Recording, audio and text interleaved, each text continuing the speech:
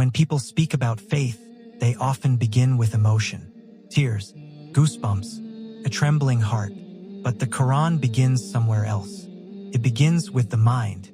It asks you to think before it asks you to feel. And this is not cold logic.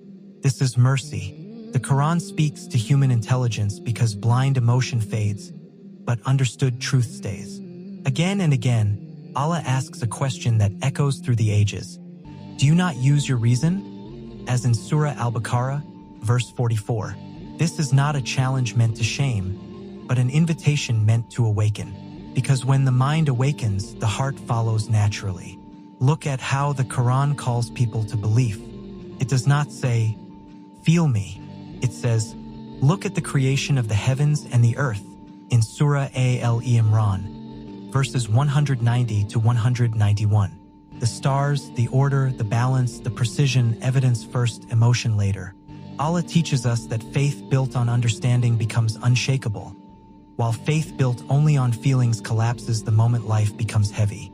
Even disbelief is described as a failure of thought. Allah says in Surah Yunus, verse 100, that faith does not come except by Allah's permission, and He places impurity upon those who do not reason, not those who do not cry, not those who do not feel, but those who refuse to think. The Prophet Muhammad embodied this balance perfectly. He taught that actions are judged by intentions, as recorded in Sahih Bukhari and Sahih Muslim.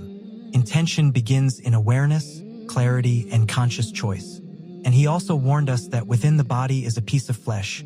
If it is sound, the whole body is sound, the heart, as narrated in Sahih Bukhari and Sahih Muslim.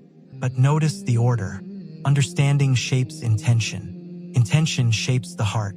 The heart then shapes action. Today, many Muslims say, my heart feels distant. But distance does not begin in the heart.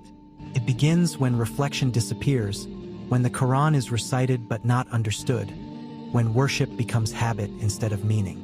Allah says in Surah Al-Isra, verse 36, not to follow what you have no knowledge of, because hearing, sight, and heart will all be questioned. The Quran heals the heart by first grounding the mind. It builds conviction before emotion, certainty before passion, roots before fruit. And when faith is understood, the heart no longer needs to be forced to feel. It feels because it knows. So think, reflect, learn. Let the Quran speak to your mind, and watch how your heart finally finds peace.